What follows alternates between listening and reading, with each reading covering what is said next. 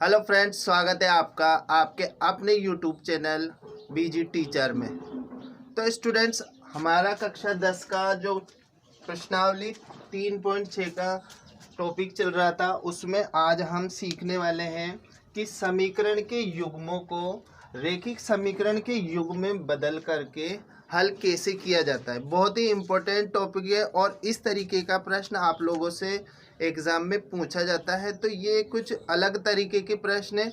तो इस वीडियो में हम कुछ प्रश्नों को हल करना पड़ेंगे। जो भी प्रश्न हम लेंगे वो अलग तरीके के होंगे, तो बिल्कुल वीडियो को ध्यान से देखना है और आखिरी तक देखना है ताकि आप लोगों को समझ में आ जाए। तो शुरू करते हैं आज का वीडियो और देखते हैं पहला सवाल क्या है।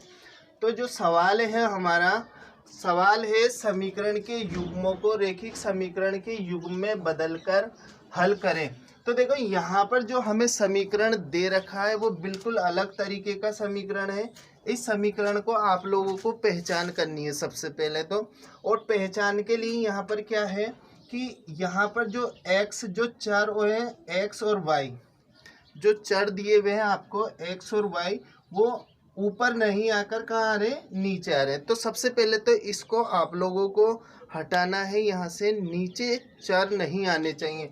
तो इसके लिए आप लोग क्या करेंगे, जैसे यहाँ पर 1/x है और यहाँ 1/y है, तो हमें क्या करना है, 1/x बराबर a मान लेना है और 1/y बराबर b मान लेना है।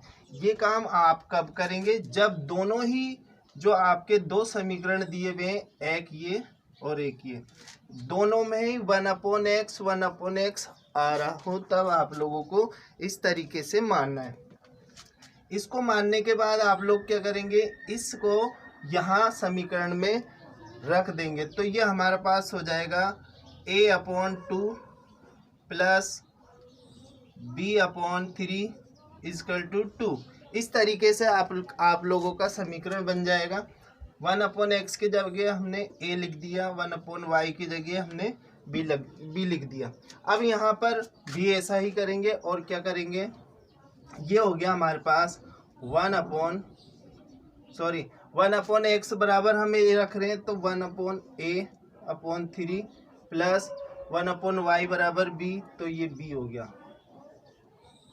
तो ये हो गया 13/6। ठीक है, इस तरीके से।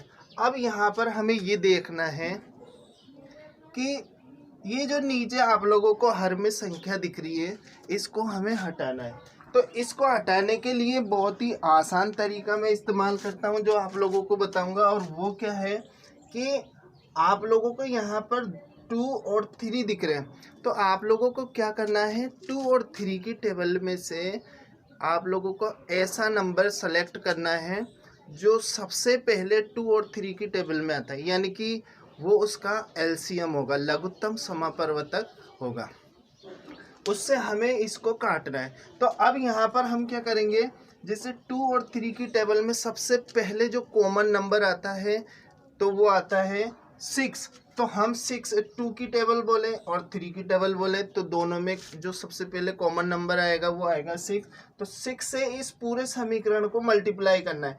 ध्यान रखना, 2 और 3 की टेबल देखनी है, उसमें सबसे पहले जो कॉमन नंबर आएगा उसी से ही आप लोगों को पूरे समीकरण को मल्टीप्लाई करना है। तो यहाँ पर हम मल्टीप्लाई करेंगे तो क्या हो जाएगा, a/2 × 6 प्लस b/3 × 6 = 2 × 6। इस तरीके से आप लोगों के पास समीकरण आ जाएगा। अब आपको क्या करना है, ये नीचे वाली संख्या से ऊपर वाली संख्या को काट देना है।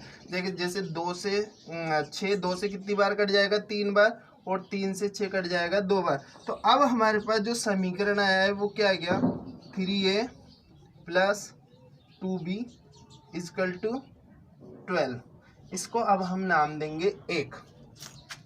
यहाँ पर भी अगर हम देखें तो जो हर है, नीचे वाली संख्या को हर बोलते हैं, हर में आ रहा है 3 और 2। तो अब इसको भी हम क्या करेंगे कि 2 और 3 की टेबल लेंगे। 2 और 3 की टेबल में जो सबसे पहले कॉमन संख्या आ रही है वो 6 है। टेबल बोल के देख लेना आप लोग, इससे मल्टीप्लाई कर देंगे, हम पूरे समीकरण को मल्टीप्लाई कर देंगे। तो a/3 × 6 plus b/2 into 6 equal to 13/6 into 6। 3 से काट देंगे तो ये 2 बार कट गया, 2 एकम 2, 2 तिया 6, तो ये हो गया 2a plus 3b is equal to 6 से 6 कट जाएगा तो हमारे पास आ जाएगा 13। ये समीकरण नंबर 2 आ गया। ठीक है, इस तरीके से। अब क्या करना है, ये हमारे पास समीकरण नंबर 1 आ गया, समीकरण नंबर 2 आ गया। अब आप लोगों को मैंने कुछ विधियां सिखाई थी, चाहे से आप लोग प्रतिस्थापन विधि ले सकते हैं, चाहे से आप विलोपन विधि ले सकते हैं, या वज्रगुणा विधि ले सकते हैं। किसी भी विधि से आप लोगों को a और b का मान निकालना है। तो यहाँ पर मैं क्या कर रहा हूँ, वज्रगुणा विधि का इस्तेमाल कर रहा हूँ। तो यहाँ पर मैं एक समीकरण तो ये हो गया, और दूसरा समीकरण यहाँ लिख देता हूँ। तो ये हो गया 2a plus 3b is equal to 13। ठीक है, ये दोनों मैंने यहाँ पर लिख दिए। अब यहाँ पर क्या करना है आप लोगों को, a का मान निकालने के लिए a equal to minus b equal to 1, ये मैंने आप लोगों को पहले समझा दिया है, तो आप लोग उसको देख लें। तो यहाँ पर हम क्या करेंगे, a की वैल्यू निकालेंगे। a की वैल्यू निकालने के लिए क्या करते हैं, a वाले जो मान है उनको छुपा लेते हैं और क्रॉस मल्टीप्लाई करते हैं हम। ठीक है, तो क्रॉस मल्टीप्लाई करने के लिए क्या करेंगे अपन, 13 को, उससे पहले आप लोग एक काम जरूर कर लें कि इसको मानक रूप में चेंज कर लें। तो हम मानक रूप में चेंज करेंगे, तो यहाँ प्लस है तो इधर आएगा तो ये माइनस हो गया, और इसके बराबर 0 लगा दें। इसको भी ऐसे कर लें ताकि चिन्हों का हमारे पास कोई दिक्कत नहीं आए। 2b माइनस 12 इक्वल टू 0, ये समीकरण नंबर 1। तो हम इन दोनों समीकरण की बात करें। अब हम a लेंगे, तो यहाँ a को छुपा लिया हमने a का मान निकालने के लिए। तो अब क्या करेंगे, माइनस और अचर पद और b के गुणांक को मल्टीप्लाई करेंगे, तो 13 दूनी 26 हो गए, 13 दूनी 26 माइनस के क्रॉस मल्टीप्लाई कर रहे हैं हम इस तरीके से। और यहाँ पर हम भारतीय 36 माइनस पहले से ही आता है, एक माइनस और आ रहा है तो ये प्लस हो जाएगा। तो यहाँ 12 के 24 भारतीय 36 हो गए। अब b का मान निकालेंगे यहाँ पर हम, तो b वाले मान को हम छुपा लेंगे। ठीक है, b वाले मान को हमने छुपा लिया, तो 13 माइनस 13 को 3 से गुणा करेंगे तो 13 3 39 माइनस के माइनस अपनी तरफ से आता है। और फिर इस तरीके से 2 को 12 से गुणा करेंगे तो माइनस के आएंगे, जो कि इस माइनस से गुणा होकर क्या हो जाएगा, प्लस का हो जाएगा, 24 हो गए। 2 को 12 से मल्टीप्लाई किया तो 24 हो गए, 12 दूनी 24। ठीक है, अब क्या करना है, अचर का मान निकालने के लिए अचर वाली स्टेप को छुपाना है। तो 3 तिया 9 क्रॉस मल्टीप्लाई करना है अपन को। ठीक है, यूँ इस तरीके से 3 तिया 9 माइनस 2 दूनी 4। अब a अपॉन क्या आ गया, 36 में से 26 गए तो कितने बचे, 10 बचे, बराबर माइनस के b अपॉन यहाँ कितने बच जाएंगे, 9 में से 4 गए तो 5 बचे, और 9 में से 4 गए तो 5 बचे, 3 में से 1 गया, 2 गए तो 1 बचा, तो 15 आ गए यहाँ पर। ठीक है, अब यहाँ पर हम निकालेंगे 1/9, 9 में से 4 गए तो 5 बच गए। ठीक है, अब यहाँ पर हम बारी बारी से इसको लेंगे इस तरीके से। a का मान निकालने के लिए क्या करेंगे, अचर पद और a वाले पद को लेंगे। ठीक है, तो यहाँ पर हम ले लेते हैं a/10 इजकल टू 1/5, इन दोनों को ले लिया, क्रॉस मल्टीप्लाई करेंगे तो a इजकल टू 1/5 इंटू 10। तो a इजकल टू कितना आ गया, 2 से 5 से काट देंगे तो ये हो गया 2।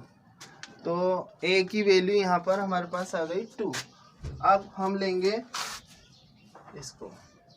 ठीक है, माइनस b, यहाँ जो 15 आएगा वो माइनस का आएगा, यहाँ ध्यान रखिए, क्योंकि -39 और 24 है तो माइनस के हो गए। अब ये माइनस से माइनस कैंसिल हो जाएंगे।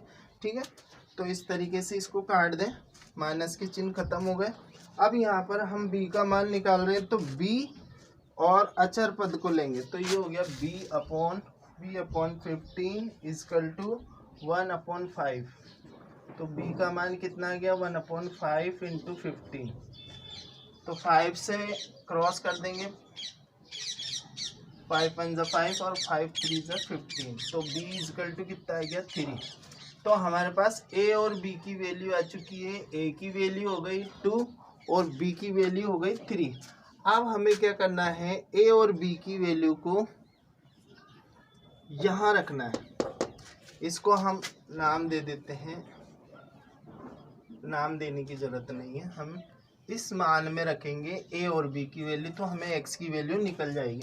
तो 1/x = a है, तो 1/x = a कितना है 2 है, तो x = आ जाएगा 1/3।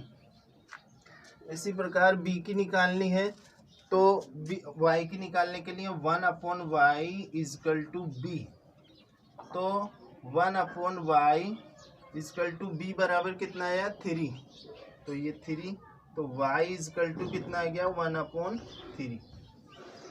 तो इस तरीके से x और y की हम वैल्यू निकाल सकते हैं, या 2 है, x और y की वैल्यू हम निकाल सकते हैं। तो ये सवाल बहुत ही इम्पोर्टेंट है, और इसमें आप लोगों को पहले क्या करना होता है, समीकरण के युग्मों को रेखीय समीकरण में बनाना होता है। ये समीकरण के युग्म है, इसको आप लोगों को इस तरीके से बनाना हो सकता है। अब इसका रूप कुछ अलग अलग तरीके के प्रश्नों में अलग अलग हो सकता है, तो आप लोग इस तरीके का अभ्यास करिए, और अगर समझ में नहीं आए तो एक बार मेरे को कमेंट्स करके और बताइए। अगले वीडियो में हम इसी तरीके के कुछ और प्रश्नों को हल करेंगे, क्योंकि प्रश्न काफ़ी लंबा हो चुका है और वीडियो भी काफ़ी लंबा हो चुका है। तो इस वीडियो में हम इतना ही सीखेंगे, और अगले वीडियो में आप लोगों को इससे संबंधित कुछ और महत्वपूर्ण प्रश्न हैं उनको हल करेंगे। तो मिलते हैं अगले वीडियो में।